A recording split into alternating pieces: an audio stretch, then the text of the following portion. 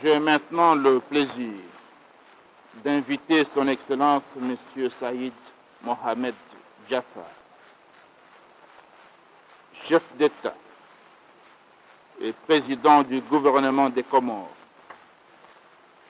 à s'adresser à l'Assemblée générale. Je demande au chef du protocole de bien vouloir accompagner Son Excellence M. Saïd Mohamed Jaffar à la tribune.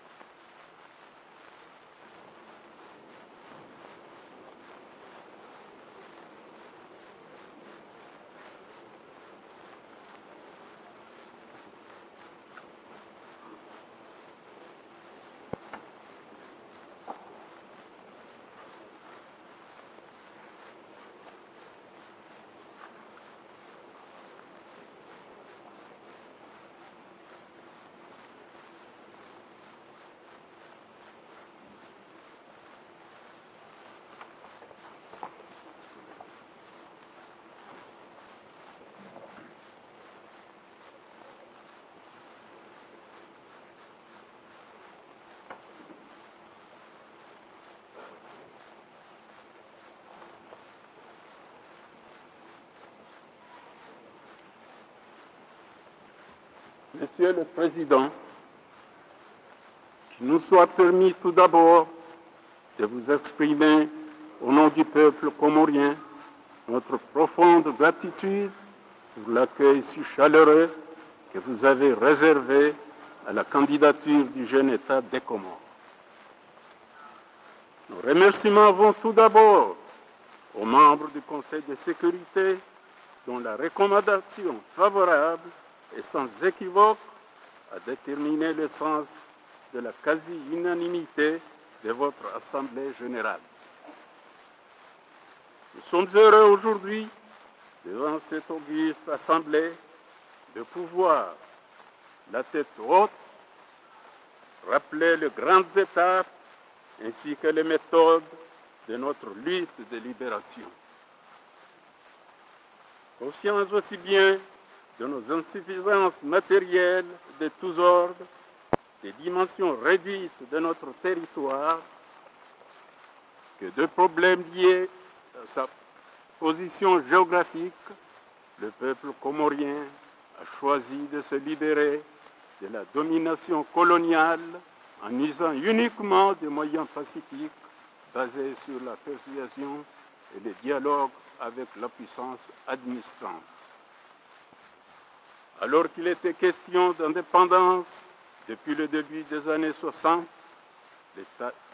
l'étape déterminante fut le vote d'une résolution par laquelle, le 22 décembre 1972, le peuple comorien, à travers ses élus, s'est solennellement engagé dans la voie de l'indépendance, dans l'unité nationale et l'intégrité territoriale des Comores.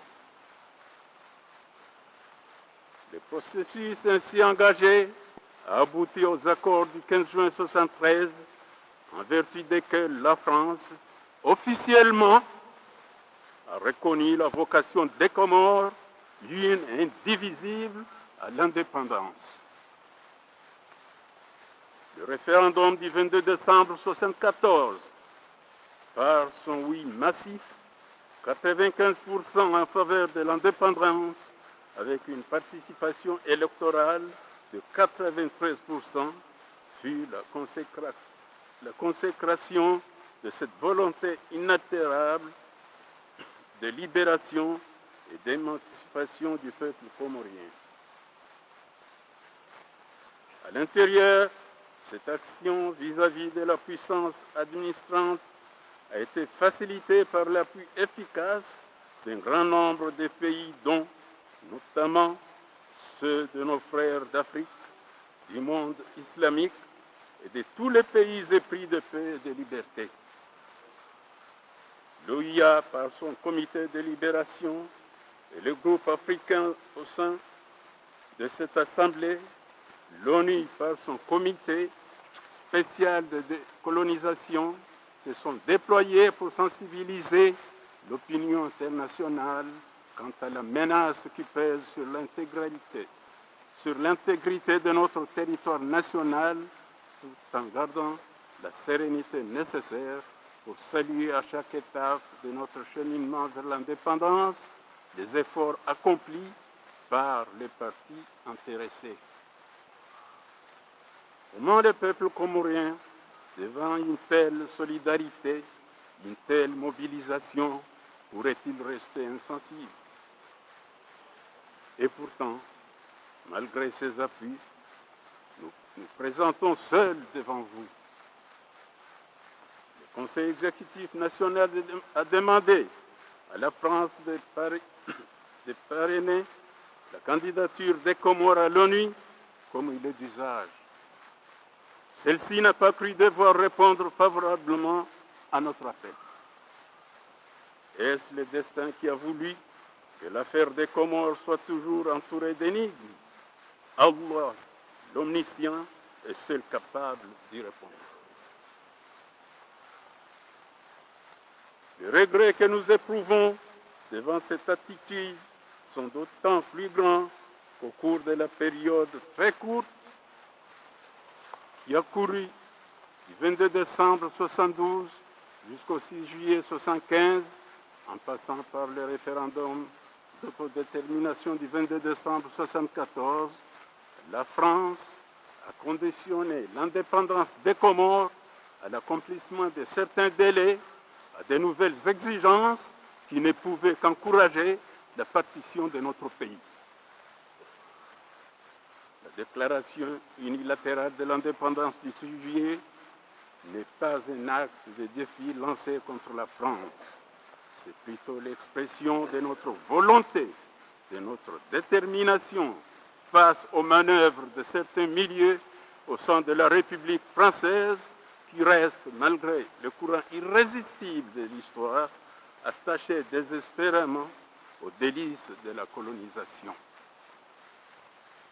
L'indépendance des Comores, ainsi que l'admission de notre pays au sein de cette illustre organisation, s'applique bien entendu à l'ensemble de notre territoire national. Cette position découle des principes de la Charte des Nations Unies. Elle a été réaffirmée par la déclaration 1514 de décembre 60.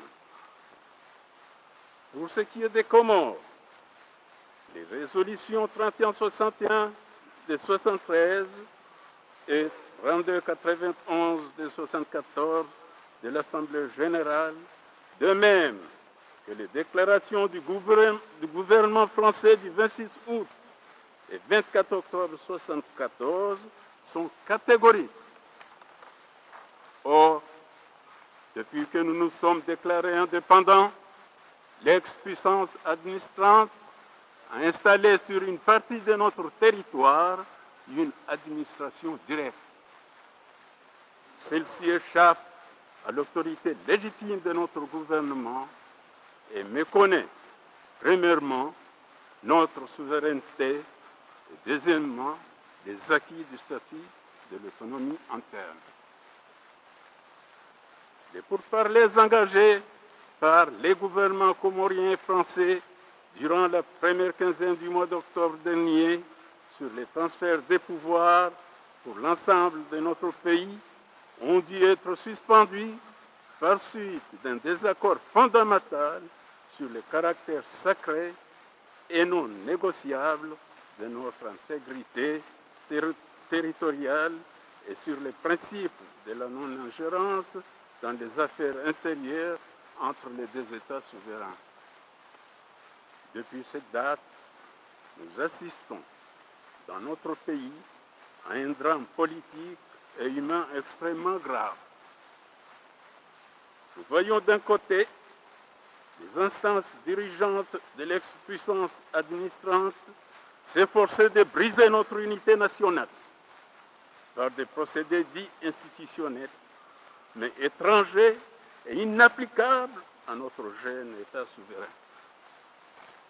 De l'autre côté, des bandes de fanatiques détruisent systématiquement des villages entiers, organisent la déportation massive d'une population pacifique et sans protection, avec la complicité passive et active de la gendarmerie française, de la Légion étrangère et des fusiliers marins français. Nous laissons à cette auguste assemblée les soins d'apprécier la gravité de ces situations, en souhaitant du fond du cœur qu'ensemble, avec toutes les parties intéressées, nous trouvions une solution juste, équitable et appropriée. Les Comores sont un ensemble de 4 îles situées dans l'océan Indien. À l'entrée du canal de Mozambique, nous occupons une position privilégiée, mais difficile sur la route du pétrole. Alors que l'océan Indien était resté une zone de paix, nous nous inquiétons à juste titre de tous les indices qui montrent que cette région du monde est en train de devenir une zone d'affrontement. Avec 300 000 habitants répartis sur 2235 km², l'archipel est un pays aux dimensions réduites. C'est aussi un pays sous-développé.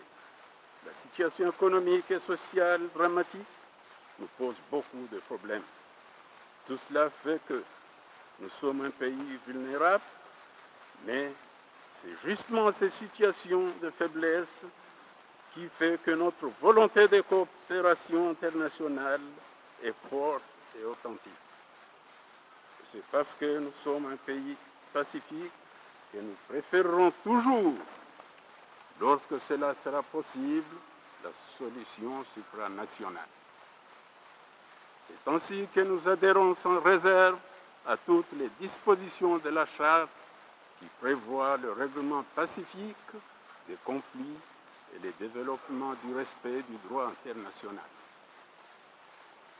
Pays du tiers-monde, nous comptons beaucoup sur l'ONU. À la mesure de nos moyens, nous travaillerons pour lui donner des possibilités de répondre à nos espoirs. L'ONU peut et doit sauvegarder la souveraineté des petits États. L'ONU peut et doit créer toutes les conditions juridiques et pratiques d'une solidarité entre les États. L'ONU peut et doit permettre d'humaniser les rapports entre les peuples du monde. Et enfin, l'ONU peut et doit faire admettre un nouvel ordre économique mondial fondé sur la justice, l'égalité et les droits au bien-être. La France s'est résolument engagée dans la décolonisation dès le début des années 60.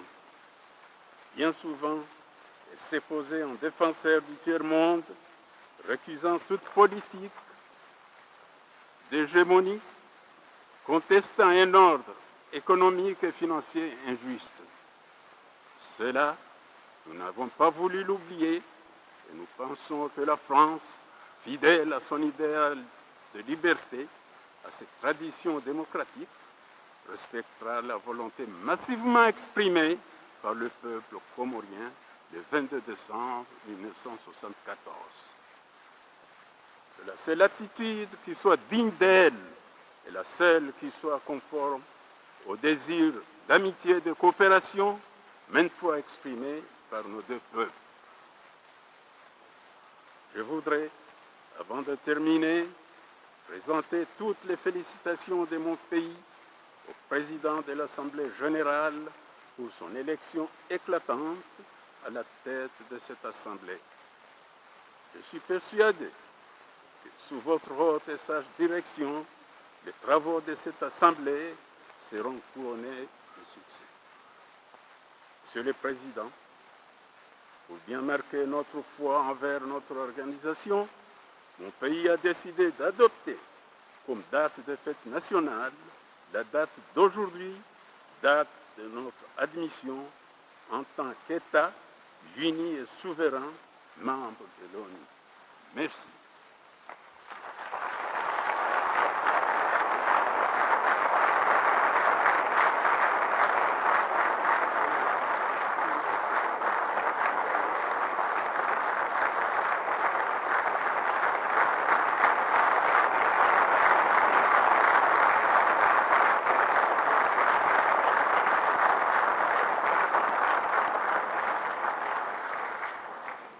Au nom de l'Assemblée générale, je remercie le chef d'État et le président du gouvernement des Comores pour son importante déclaration. Et j'invite le chef du protocole à le raccompagner à son siège.